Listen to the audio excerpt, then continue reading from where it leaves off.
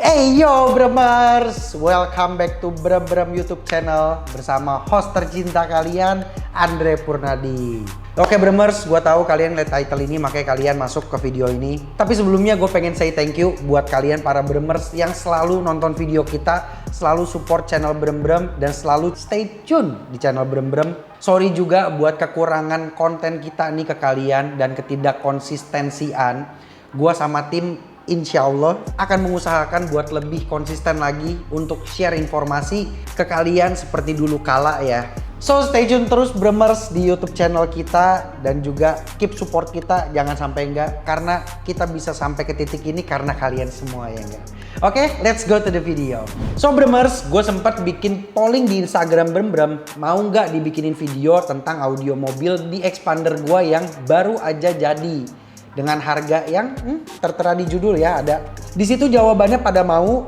Dan buat kalian yang nggak ngeliat ada polling di Instagram Brem, ini pelanggaran karena kalian nggak follow Instagram Brem. Jadi kalian pause videonya, buka deskripsi box di bawah, ada link untuk Instagram Brem, buka follow. Habis itu baru lanjut masuk ke videonya lagi.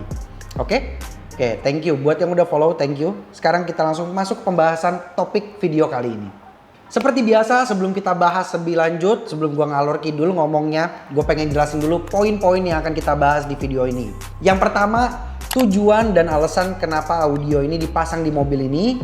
Yang kedua, komponen audio apa aja yang dipasang. Yang ketiga, kenapa sih gue pilih komponen audio mobilnya ini. Yang keempat, penjelasan teknikal dari desain, instalasi, dan juga akustik dari audio mobil ini. Dan yang terakhir yang paling penting, total dan juga rincian harga dari audio mobilnya dan juga perlengkapannya, harganya tuh berapa sih. Dan dari harga itu tuh, ini harganya harga apa aja, peredamnya kah, perlengkapannya kah, nanti kalian akan tahu. Ayo kita masuk, kita bahas semuanya ya.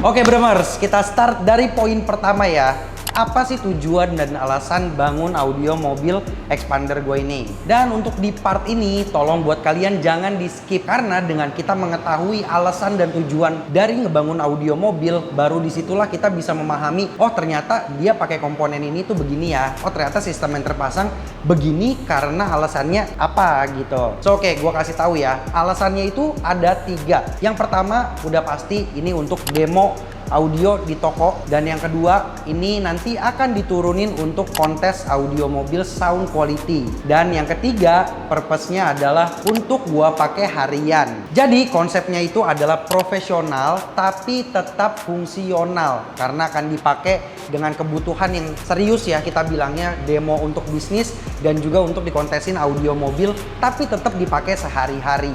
So oke Bremers, kita masuk poin nomor 2. Komponen yang dipasang di mobil ini apa aja? Yang pertama, head unit yang dipasang itu head unit Hero OEM Expander dengan custom input optical. Yang kedua, speaker two-way Flux Sporty 361, updatean terbarunya di tahun 2021 nih. Yang ketiga, pakai power monoblock Zapco ST500XM untuk angkat si subwoofer. Prosesor yang dipakai ADSP Zapco ST6X DSP. Subwoofer yang dipakai itu subwoofer Flux Max 10.4. Jadi ukuran 10 inci dengan tegangannya 4 ohm. Dan untuk beberapa perlengkapan yang gua pakai juga gua akan rinci ini. Perlengkapan pertama, kabel dan fuse block. Itu gua pakai Stinger dan juga kabel RCA RAM. Untuk kabel optikalnya ini gue pakai brand Lindis. Gue beli dari online lah ya. Gue pengen ngetes kabel optikal 5 meter. Harganya kurang lebih 400 ribuan. Kualitasnya kayak gimana, sekalian gue ngelakuin riset di mobil ini. So itu dia komponennya, nggak ada yang spesial. Tapi ini agak sedikit personal ya, karena ini kan gue akan pakai harian.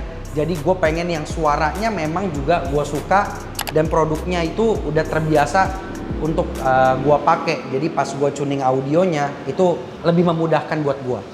Poin nomor 3, kenapa sih gue pilih komponennya kayak yang tadi gue sebutin? Oke, gue jelasin sedikit Ya, inti gue coba penjelasannya lebih mudah buat di ngertiin, tapi ada teorinya ya. Yang pertama, mix and match komponen. Komponen A dan komponen B kalau dijadiin satu, suaranya tuh bisa merdu atau enggak. Contoh misalkan speaker dengan subwoofernya, si prosesor ini digabungin sama speaker ini suaranya akan oke atau enggak, seperti itu. Terus yang kedua, ini gue pilih pakai ADSP dan monoblock yang menyanggupi kebutuhan tenaga dari komponen audio mobil gue, si speaker dan subwoofer ini. Contoh, speaker gue butuh 90 watt, ADSP gue bisa nyanggupin 100 watt RMS-nya. Subwoofer gue butuh konstannya sekitar 400 watt, monoblock gue bisa kasih 500 watt. Itu gue lakuinnya seperti itu. Dan alasan yang ketiga, karena gue pakai ADSP, jadi gue nggak butuh power eksternal. Jadi untuk customan di mobil itu nggak butuh customan aneh-aneh, nggak butuh pengorbanan, kelihatannya kayak standar dan bisa naruh barang di bagasi. Poin nomor 4. Jadi sebenarnya di poin ini tuh panjang banget penjelasannya, tapi gue coba jelasin secara singkat. Dan kalau kalian antusias audio banget, pengen pemahaman yang lebih detail lagi, silahkan request atau tanya pertanyaan kalian di komentar di bawah. Yang mau kita bahas di poin nomor 4 adalah desain, instalasi, dan akustik dari penempatan komponen audio mobilnya. Yang pertama desain, yang gue incar adalah pastinya cakep. Yang kedua itu fungsional, dan yang ketiga udah pastinya clean looking. Jadi cakep sama clean tuh beda ya.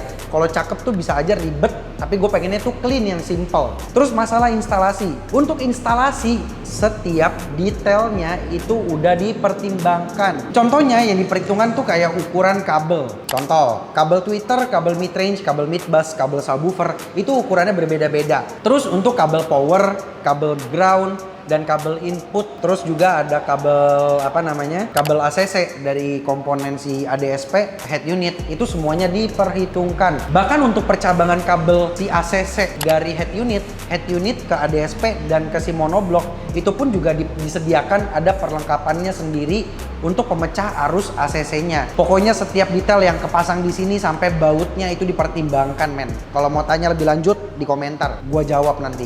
Oke, yang pengen gue bahas yang ketiga nih tentang akustik penempatan speaker mobil. Oke, yang pertama yang gue pertimbangin itu udah pasti pilar A. Jadi penempatan posisi tweeter itu arahnya kemana, si mid-range arahnya kemana, dan juga si subwoofer ditaruh di mana, arahnya kemana, itu juga dipertimbangin. Oh iya, sama si mid-bass. Jadi untuk si mid-bass paling penting ya, karena kalau misalkan si pilar A kalian bisa ngelihat dari sinematik, si subwoofer kelihatan posisinya ada di pojok. Tapi untuk si mid-bass itu kan posisinya dia dulu di dalam door trim, dan sekarang dia di custom pakai corong, dan mid-bassnya jadi posisinya ada di luar, kelihatan langsung kalau kita lihat gitu tuh.